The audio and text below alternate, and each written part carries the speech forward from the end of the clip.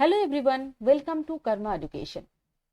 आज हम लोग ब्लूम्स टैक्सोनॉमी का जो अफेक्टिव डोमेन है इसको विथ एग्जांपल समझेंगे। इससे पहले हम लोग ब्लूम्स टैक्सोनॉमी का कॉग्निटिव डोमेन थोड़ा डिस्कस कर लिए हैं। इस वीडियो में सिर्फ अफेक्टिव डोमेन विथ एग्जांपल हम लोग थोड़ा डिस्कस करेंगे, राइट? चलिए पहले रिकैप कर लेते हैं। Who was Benjamin Bloom? Again, Benjamin Bloom was American educational psychologist जिनका लाइफ स्पैन था 1913 टू 1999। ओके, इन्होंने एक टीम बनाए थे एजुकेशनल साइकोलॉजिस्ट के लेके, जिसका हेड वो खुद थे, बेंजामिन ब्लूम। और उस टीम में कौन कौन थे? अनीता हैरो, एंडरसन, क्रैथवॉल, मशिया, डेव। इन सब लोग मिलके क्या किए? एक टीम बनाए। और उस टीम का गोल क्या था? न कंटेम्पररी एजुकेशनल जो ऑब्जेक्टिव्स था उसको एक फ्रेमवर्क देना, राइट? उसका फ्रेमवर्क देने के लिए उन लोग क्या बनाए? एक टैक्सोनॉमी बनाए। इसका मतलब क्लासिफिकेशन। एजुकेशनल ऑब्जेक्टिव्स को उन लोग क्लासिफाई कर दिए। और उस क्लासिफिकेशन का बेस क्या था? 3 डोमेन था, यानी कि 3 बेस था। क्या बेस और एरिया और डोमेन क्या क्या था? Cognitive, affective and psychomotor. यही था ना 3 डोमेन। चलिए और डिटेल में थोड़ा ये 3 डोमेन जान लेते हैं क्या क्या है।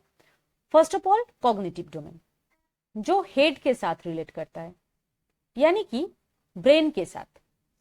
ब्रेन के थ्रू हम लोग कैसे एजुकेशन को रिलेट करते हैं, टीचिंग को रिलेट करते हैं। कैसे ना? जब हम बच्चों को कुछ पढ़ाते हैं, कुछ अंडरस्टैंड कराते हैं, रिकॉल कराते हैं, प्रॉब्लम सॉल्व कराते हैं, तब कॉग्निटिव डोमेन का यूज होता है। 1956 में बेंजामिन ब्लूम ने इसका 6 कैटेगरीज दिए थे। और 2001 में इसी 6 कैटेगरीज को थोड़ा रिवाइज करके, थोड़ा ऑल्टर करके, रिवाइज करके क्रैथवॉल एंड एंडरसन ने 2001 में 6 कैटेगरीज प्रोवाइड किए। उसके बाद अफेक्टिव डोमेन, ये हार्ट के साथ रिलेट करते हैं। हार्ट यानी कि इमोशन। इमोशन के साथ कैसे हम लोग रिलेट करके पढ़ाएंगे? बच्चों को मोटिवेट करना, ये भी अफेक्टिव में आएगा। फिर बच्चों का एटीट्यूड क्या है, वैल्यूएशन, ये सारे चीज आएगा अफेक्टिव डोमेन में। इसको 1973 में क्रैथवॉल, ब्लूम एंड मशिया ने इसका 5 कैटेगरीज दिए हैं, राइट? फिर आता है साइकोमोटर डोमेन। ये हैंड के साथ रिलेट करता है। हैंड यानी कि मोटर स्किल। जब हम लोग हैंड्स ऑन एक्सपीरियंस के थ्रू पढ़ाते हैं तब आता है ये साइकोमोटर डोमेन में, राइट? इसका भी 6 कैटेगरीज है जो डेव ने लिए थे। अब आते हैं हम लोगों का मेन टॉपिक जो है अफेक्टिव डोमेन। अफेक्टिव डोमेन में हम लोग देख लिए कि इसको 1973 में क्रैथवॉल, ब्लूम, मशिया ने दिए थे। अब ये भी lower order to higher order thinking में जाता है। जैसे फर्स्ट है रिसीविंग, ये है फर्स्ट स्टेज। इसमें हम लोग देखते हैं बच्चों का अवेयरनेस देखते हैं, राइट? विलिंग टू रिसीव, उसका कितना रिसीव करने का कुछ इंफॉर्मेशन हो, चाहे जो भी हो, एटीट्यूड हो, क्लासरूम में बच्चे का विलिंगनेस टू रिसीव एनीथिंग, ये हम लोग देखते हैं रिसीविंग में। फॉर एग्जाम्पल, जैसे आप कुछ टॉपिक इंट्रोड्यूस किए हैं क्लासरूम में, तो कितने बच्चों को वो नेक्स्ट डे याद रहता है, रिकॉल कर पाते हैं? जितने बच्चे अटेंटिवली उसको सुना है उतने बच्चों को ही आएगा ये। तो ये आता है रिसीविंग में, जस्ट अवेयरनेस। उसके बाद है रिस्पॉन्डिंग में क्या होता है? ये सेकेंड लेवल है। जैसे कि willing to respond, satisfaction in response. इसका मतलब क्या है ना? बच्चा कितना विलिंग है कुछ रिस्पॉन्स करने के लिए। जैसे मान लीजिए आप कुछ टास्क दिए हैं क्लास में, क्लास टास्क, कुछ रोल प्ले करने बोले हैं आप बच्चों को। आप बोले हैं कि एक रोल प्ले करके दिखाओ। कितना बच्चा विलिंगली उसमें पार्टिसिपेट कर रहे हैं, ये आपको पता चलेगा through responding. Willing to respond, कितने बच्चों को विलिंगली ये करना, कितने बच्चे पसंद करेगा, राइट? फिर है वैल्यूइंग। ये थर्ड लेवल है यहाँ पे क्या है, एक्सेप्टेंस ऑफ वैल्यू और प्रेफरेंस ऑफ ए वैल्यू।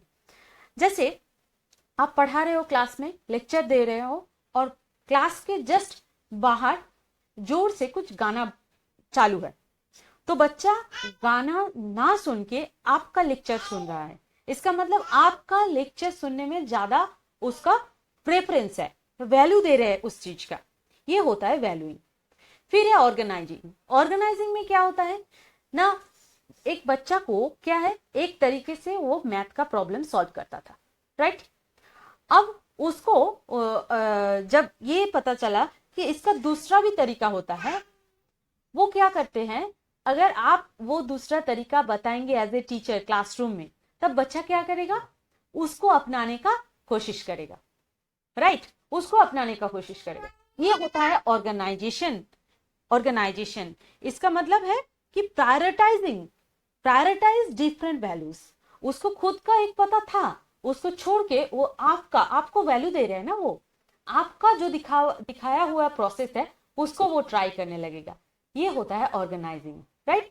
फिर है कैरेक्टराइजिंग। कैरेक्टराइजिंग में क्या होता है ना, बच्चा, उसको पता चल गया है कि हाँ ये इजी प्रोसेस है जो टीचर ने मुझे दिखाया, मेरा खुद का जो प्रोसेस था वो टफ है कंपैरेटिवली, किससे ना, मैडम टीचर जो दिखाया। तो टीचर का जो प्रोसेस है उसको वो अपनाएगा और आगे चलते उसी को यूज करने लगेगा। ये होता है कैरेक्टराइजिंग। समझ में आया? ये अगर आप एग्जाम्पल के थ्रू समझेंगे तो ये बहुत आसानी से समझ में आ जाएगा होपफुली। तो रिसीविंग में बस अवेयरनेस है कि नहीं बच्चों का, ये देखना है। रिस्पॉन्डिंग में वो विलिंगली रिस्पॉन्स कर रहे हैं कि नहीं, पार्टिसिपेट कर रहे हैं कि नहीं, ये देखना है। वैल्यूइंग में वो बच्चा किसको ज्यादा वैल्यू दे रहे हैं, आपका लेक्चर या फिर किसी दूसरे चीज जो आपका जो उस टाइम उसको नहीं सुनना चाहिए, करेक्ट। फिर है ऑर्गेनाइजिंग। ऑर्गेनाइजिंग में वो किसी दूसरे का जो दिखाया पाथ है उसको फॉलो कर रहा है और उसको सजा रहे हैं, ऑर्गेनाइज कर रहे हैं। फिर कैरेक्टराइजिंग। कैरेक्टराइजिंग मीन्स वो उसको अडॉप्ट करना आ गया, जो नया है उसको वो अपने लिए अडॉप्ट कर लिया।